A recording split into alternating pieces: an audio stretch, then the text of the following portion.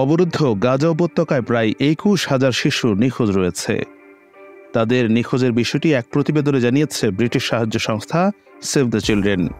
সোমবার প্রকাশিত এক প্রতিবেদনে সংস্থাটি বলেছে, হাজার হাজার নিখোঁজ ফিলিস্তিনি শিশু ধ্বংসস্তূপের নিচে আটকা পড়ে আছে, অচিহ্নিত কবরে সমাহিত আছে।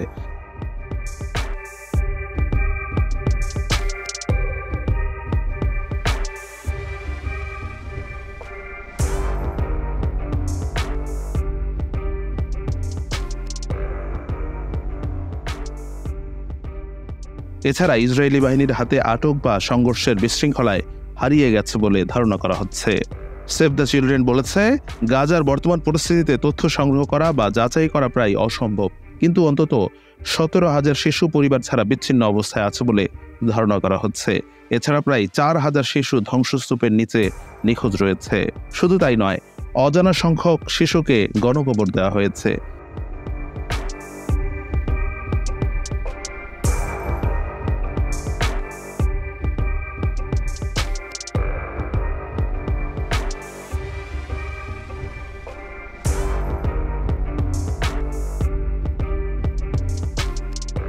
এবছরের শুরুতে জাতিসংঘের শীর্ষ তহবিল ইউনিসেফ এক প্রতিবেদনে বলেছে, ৭ অক্টোবর থেকে গাজায় ১৪,০০০-এর বেশি শিশুকে হত্যা করেছে দখলদার ইসরায়েল।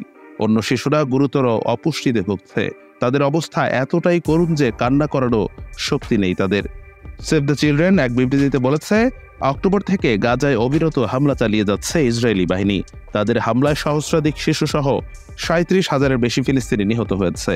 ইসরায়েলে ফিলিস্তিনি সশস্ত্র গোষ্ঠী হামাসের হামলার পর তারা এই হত্যাযজ্ঞ শুরু করেছে। হামাসের ওই হামলায় কমপক্ষে ৩৩ শিশুসহ ১,০০০-এর বেশি ইসরায়েলি নিহত হয়েছে।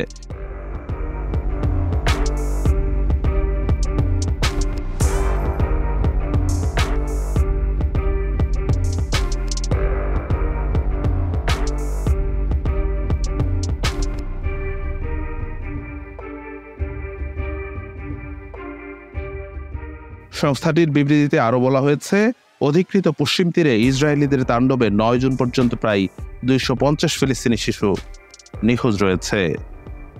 গাজার নিখোঁজ শিশুদের বিষয়ে তদন্তের আহ্বান জানিয়ে সেভ দ্য চিলড্রেন্সের আঞ্চলিক পরিচালক বলেন, যুদ্ধক্ষেত্রে কোনো শিশুর একা থাকতে দেওয়া উচিত নয়। কোনো শিশুকে আটক বা জিম্মি করা উচিত নয়। যুদ্ধে ক্রমবর্ধমান মৃতের সংখ্যা, সেই সঙ্গে অবনতিশীল মানবিক সংকটের মধ্যে আন্তর্জাতিক সমালোচনা বেড়েছে। এদিকে ইসরায়েলি প্রধানমন্ত্রী বেঞ্জামিন নেতানিয়াহু রবিবার আবারও বলেছেন, গাজায় যুদ্ধ বন্ধ হবে এমন কোনো চুক্তিতে রাজি হবেন না তিনি।